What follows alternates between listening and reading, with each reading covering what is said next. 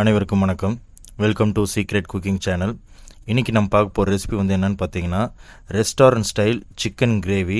இந்த restaurant style chicken gravy செய்கிறதுன்றது வந்து ரொம்ப கஷ்டமான காரியம்லாம் கிடையாது. நம்ம வீட்டிலே வந்து ரொம்ப சுலபமாக கிட்டத்தட்ட நம்ம ஸ்டவ் பற்ற வைக்க ஆரம்பித்து ஒரு அரை மணி நேரத்துலேயே இதை வந்து சமைச்சு முடிச்சிடலாம். சரி, நம்ம வந்து நேரத்தை கெடுத்த வேணாம், நம்ம வீடியோக்குள்ளே போயிடலாம். நான் வந்து ஒரு மீடியம் சைஸ் கடாய் எடுத்திருக்கேன். இதில் வந்து பார்த்திங்கன்னா நான் 5 காஞ்ச மிளகாய் வந்து இதில் சேர்த்துக்கிறேன். அது கூட டபுள் த சைஸ், அதாவது நம்ம 5 காஞ்ச மிளகாய் சேர்ந்ததுனால இது வந்து 2 மடங்கு அதிகமாக முந்திரி நான் வந்து இதில் சேர்த்துக்கிறேன். சேர்த்துட்டு ஸ்டவ் வந்து பார்த்திங்கன்னா கரெக்டாக மீடியம் ஃப்ளேமில் இருக்கணும். ஒரு நிமிஷத்துக்கு நல்லா வந்து இந்த முந்திரியும் காஞ்ச மிளகாவும் நல்லா வதக்கி விடுவோம். நல்லா ரோஸ்ட் ஆகணும். பார்த்திங்கன்னா கரெக்டாக ஒரு நிமிஷம் ஆகிடுச்சு. இப்போ வந்து கேஸ் ஆஃப் பண்ணிவிட்டு இதை நம்ம ஒரு மூலையில் வச்சுருவோம். இது வந்து கரெக்டாக ஒரு 10 நிமிஷத்துக்கு இதை வந்து டிஸ்டர்ப் பண்ண விடாது, ஏன்னா நல்லா ஆறணும். அப்போ தான் மிக்ஸி ஜார் வந்து நல்லா சூடாகாது. இது ஆறுற கேப்பில் நம்ம வந்து நம்மளுடைய மேரினேஷனை வந்து ப்ரிப்பேர் பண்ணிக்கலாம். நான் வந்து ஒரு பவுலில் சிக்கனோட லெக் பீஸு தொடை பீஸ் இது ரெண்டும் சேர்த்து ஒரு 1/2 கிலோ நான் வந்து இதில் சேர்த்துக்கிறேன். மஞ்சத்தூள் 1/4 டேபிள் ஸ்பூன் நான் இதில் சேர்த்துக்கிறேன். மிளகாய்த்தூள் 1 டேபிள் ஸ்பூன், மல்லித்தூள் 1 டேபிள் ஸ்பூன், இஞ்சி பூண்டு பேஸ்ட்டு 1/2 டேபிள் ஸ்பூன், தயிர் 100 ml, உப்பு 1 டீஸ்பூன். இது எல்லாத்தையும் சேர்த்துட்டு நம்ம வந்து நல்லா இது வந்து மிக்ஸ் பண்ணி விட்டுறணும். மிக்ஸ் பண்ணி இந்த மாதிரி பீசஸ்லாம் வந்து நல்லா தடவி நல்லா மிக்ஸ் பண்ணாதான் நல்லா வந்து அந்த மசாலாலாம் வந்து உள்ளே இறங்கும். நீங்கள் வந்து ஒரு 1/2 hour வரைக்கும் மேரினேட் பண்ணுறதுனா பண்ணலாம், தப்பு இல்லை. ஆனால் நான் ஒரு 10 நிமிஷத்துக்கு இதை வந்து நான் அப்படியே ஒரு பக்கம் ஒரு மூலையில் எடுத்து வச்சிடுறேன். இப்போது மிக்ஸி ஜார் நம்ம எடுத்துப்போம். இதில் வந்து பார்த்திங்கன்னா ட்ரை ரோஸ்ட் பண்ண காஞ்ச மிளகாவும் முந்திரியும் வந்து இதில் சேர்த்துக்கிட்டு நல்லா பொடிசாக நம்ம வந்து அரைச்சி எடுத்துப்போம். இதை இப்போ பார்த்தீங்கன்னா தெரியும், நாம் இப்போ சேர்த்து அரைச்ச இந்த காஞ்ச மிளகாவும் முந்திரி பருப்பும் நல்லா பவுடராக வரல. ஏன்னா நான் வந்து பெரிய மிக்ஸி ஜார் எடுத்திருக்கேன். நீங்கள் குவான்டிட்டி கம்மியாக போட்டு அரைக்கும் போது நீங்கள் எப்போவுமே சின்ன மிக்ஸி ஜார் தான் போட்டு நீங்கள் அரைச்சிங்கன்னா தான் நம்மளுக்கு நல்ல ஃபைனாக பவுடர் ரேஞ்சில் வரும். இருந்தாலும் பரவாயில்ல, இது யூஸ் பண்ணலாம். இதில் வந்து பார்த்திங்கன்னா நான் கரெக்டாக ஒரு 150 கிராம் தக்காளி வந்து நான் கட் பண்ணி இதில் சேர்த்துக்கிட்டேன். சைஸில் சொல்லணுன்னா கரெக்டாக ஒரு 2 மீடியம் சைஸ் தக்காளி நான் வந்து இதில் சேர்த்துக்கிறேன். சேர்த்துட்டு நல்லா பேஸ்ட்டோட கன்சிஸ்டன்சிக்கு நல்லா அரைச்சி எடுக்கணும். பாருங்கள், இது இப்படி தான் வரணும். சரி, ஓகே, இது ஒரு மூலையில் வச்சுருவோம். இப்போ வந்து நம்ம முந்திரியும் காஞ்ச மிளகாவும் வந்து வதக்கணும் பார்த்தீங்களா, அதே கடாயை நான் எடுத்துக்கிறேன். ஸ்டவ் வந்து ஹை ஃப்ளேமில் நான் வச்சுக்கிறேன். இப்போது எண்ணெய் வந்து பார்த்தீங்கன்னா எப்படி பார்த்தாலும் ஒரு 10 டேபிள் ஸ்பூன் இதில் சேர்க்கணும். நீங்கள் இந்த மாதிரி கிரேவியில் வந்து எண்ணெய் எந்த அளவுக்கு அதிகமாக போட்டு செய்கிறீங்களோ அப்போ தான் வந்து டேஸ்ட்டு இன்னும் நல்லா எடுத்து கொடுக்கும்.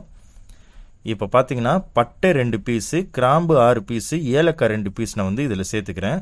சேர்த்துட்டு பொடிசாக நறுக்கின வெங்காயம் வந்து ஒரு 1/4 கிலோ நான் வந்து இதில் சேர்த்துக்கிறேன். சைஸில் சொல்லணும்னா 3 மீடியம் சைஸ் வெங்காயம் இதில் வந்து சேர்த்துக்கிட்டு நம்ம வந்து வெங்காயத்தை பச்சையாக இந்த எண்ணெயில் போடும் போது இது வந்து ஃபஸ்ட்டு ஸ்டேஜ் வந்து பார்த்திங்கன்னா கண்ணாடி பதத்துக்கு வரும். 2வது ஸ்டேஜ் வந்து பார்த்திங்கன்னா இது மாதிரி கோல்டன் ப்ரௌன் கலருக்கு மாறும். 3வது ஸ்டேஜ் தான் வந்து பார்த்திங்கன்னா நம்மளுக்கு வந்து தேவை. அதாவது இந்த ஒன்றும் பாதியமாக வந்து இங்கே வந்து பார்த்திங்கன்னா தெரியும், அங்கங்கே கருப்பாக வந்து ரோஸ்ட் ஆகிருக்கு, அங்கங்கே கருப்பாக வெள்ளையாகவும் இருக்குது.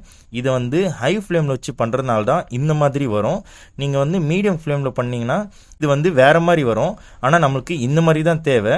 இதில் வந்து பார்த்திங்கன்னா நம்ம ஏற்கனவே அரைச்ச அந்த முந்திரி பேஸ்ட் வந்து நம்ம இதில் சேர்த்துக்கலாம். சேர்த்துட்டு நான் வந்து ஒரு 1/2 கப் தண்ணி வந்து அந்த மிக்ஸி ஜார்லேயே போட்டு அந்த எக்ஸஸ் மசாலாவோட மிக்ஸ் பண்ணி நான் வந்து இதில் ஊற்றிக்கிறேன். ஊற்றிட்டு கரெக்டாக ஒரு 30 செகண்ட்லேருந்து 40 செகண்டு நல்லா மிக்ஸ் பண்ணி விட்டுருவோம். இப்போது நம்ம வந்து ஹை ஃப்ளேமில் இருந்த நம்மளுடைய ஸ்டவ் வந்து மீடியம் ஹை ஃப்ளேமுக்கு வச்சு ஒரு 5 நிமிஷத்துக்கு இதை அப்படியே வந்து விட்டுறணும். இது எப்படி ஆகும்னு பார்த்தீங்கன்னா இது மாதிரி தான் வந்து எண்ணெய்லாம் பிரிஞ்சு வரும் மசாலாலேருந்து. இப்போது நம்ம மசாலா தடவி வச்ச இந்த சிக்கன்லாம் வந்து இதில் சேர்த்துக்கலாம். அதே மீடியம் ஹை ஃப்ளேமில் வந்து பார்த்தீங்கன்னா 3 நிமிஷத்துக்கு வந்து இதை வந்து நல்லா குக் பண்ணணும். இப்போ வந்து பார்த்திங்கன்னா நம்ம வந்து இதை தட்டு போட்டு மூடி விட்டுருவோம். அடுப்பை வந்து இப்போது சிம்மில் வச்சுட்டு கரெக்டாக ஒரு 10 நிமிஷத்துக்கு இதை வந்து டிஸ்டர்பே பண்ணக்கூடாது. இப்போ பார்த்தீங்கன்னா கரெக்டாக 10 நிமிஷம் ஆகிடுச்சு. நம்ம வந்து ஓப்பன் பண்ணி பார்ப்போம் எப்படி வந்திருக்கு நம்மளோட சிக்கன் கிரேவி அப்படின்ட்டு. பார்த்தீங்கன்னா உங்களுக்கே தெரியும் எண்ணெய்லாம் வந்து நல்லா பிரிஞ்சு வந்திருக்கு. இப்போ வந்து நான் கரெக்டாக ஒரு டேபிள் ஸ்பூன் கஸ்தூரி மேத்தி வந்து இன்னொரு கடாயில் நல்லா ட்ரை ரோஸ்ட் பண்ணேன் ஒரு 30 செகண்டுக்கு. அதை நம்ம வந்து கையில் கொட்டி இது மாதிரி க்ரஷ் பண்ணி இதில் வந்து சேர்த்துக்கலாம். நம்ம வந்து பெருசாக தண்ணி சேர்க்கல. அந்த எக்ஸஸ் மசாலா இருக்குது பார்த்தீங்களா நம்மளுடைய மிக்ஸி ஜாரில், அதுலேருந்து தான் வந்து மிக்ஸ் பண்ணி நான் வந்து இதில் சேர்த்துக்கிட்டேன். அதே நேரத்தில் சிக்கனில் இருக்கிற தண்ணி மட்டும்தான் வந்து மேக்ஸிமம் வெளியில் வந்திருக்கு. அதனால் இந்த சிக்கன் கிரேவியோட டேஸ்ட் வந்து பார்த்திங்கன்னா இன்னும் அல்ட்ரா வைப்பில் இருக்கும். நீங்கள் வந்து தண்ணி நிறைய சேர்த்துட்டு நல்லா கொதிக்க விட்டிங்கன்னா அதோடைய ஃப்ளேவர் எப்படி இருக்குன்னு பார்த்தீங்கன்னா தண்ணி வந்து நிறைய போய் சிக்கனில் இறங்கிடும். சிக்கனில் ஏற்கனவே தண்ணி நிறைய இருக்கும், அதுவும் இந்த நம்ம ஊற்றுற தண்ணியும் ஒன்றா லெவலாக போய் மிக்ஸ் ஆகிடும். அவ்வளோதான், நம்மளுடைய ரெஸ்டாரண்ட் ஸ்டைல் சிக்கன் கிரேவி வந்து பார்த்திங்கன்னா ரெடி ஆகிடுச்சு. இது வந்து ரைஸு, சப்பாத்தி, பூரி, பரோட்டா, ஏன் பிரியாணிக்கு கூட வந்து சூப்பராக இருக்கும். சரி, ஓகே, நம்ம வந்து கடையில் வாங்குறதுக்கும் வீட்டில் செய்கிறதுக்கும் இதுக்கு என்ன டிஃப்ரென்ஸ் அப்படின்னு சொல்லிட்டு பார்ப்போம். கடையில் வந்து நீங்கள் இதை வாங்கினீங்கன்னா கரெக்டாக ஒரு 250 கிராம் சிக்கன் கிரேவி வந்து பார்த்தீங்கன்னா ஆவரேஜாக ஒரு 150 ரூபாலேருந்து 200 ரூபா வரைக்கும் இருக்கும். வீட்டில் செய்கிறதுக்கு நமக்கு எவ்வளோ செலவாச்சுன்னு சொல்லிட்டு பார்ப்போம். நான் வந்து முந்திரி பருப்பு ஒரு 10 ரூபா பேக்கெட்டு நான் வந்து 2 வாங்கினேன். அப்போ எனக்கு 20 ரூபா ஆயிடுச்சு. சிக்கன் வந்து 1/2 கிலோ நான் வாங்கினேன், அதுக்கு வந்து எனக்கு 120 ரூபா ஆயிடுச்சு. தயிர் வந்து நான் 10 ரூபா பேக்கெட் ஒன்று மட்டும் தான் நான் வந்து இதில் யூஸ் பண்ணியிருக்கேன். அதுக்கப்புறம் இந்த மற்ற இன்க்ரீடியன்ஸ் இருக்குது பார்த்தீங்களா, வெங்காயம், தக்காளி, இஞ்சி பூண்டு பேஸ்ட்டு, மல்லித்தூள், மிளகாத்தூள், மஞ்சத்தூள், கொத்தமல்லி, இதெல்லாம் வந்து எல்லாரோட வீட்லேயும் வந்து கம்பல்சரி இருக்கும். இது இல்லாத வீடே கிடையாது. அதனால் இதெல்லாம் நான் வந்து இந்த பட்ஜெட்டில் சேர்த்துக்கல.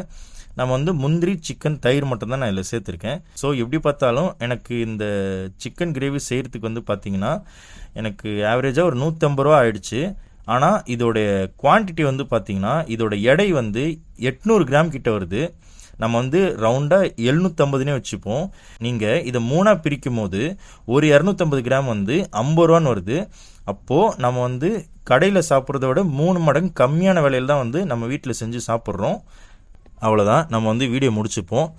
இது மாதிரி நிறைய வீடியோஸ்லாம் வந்து வேணும்னா நம்ம சேனலை வந்து கண்டிப்பாக சப்ஸ்கிரைப் பண்ணிக்கோங்க.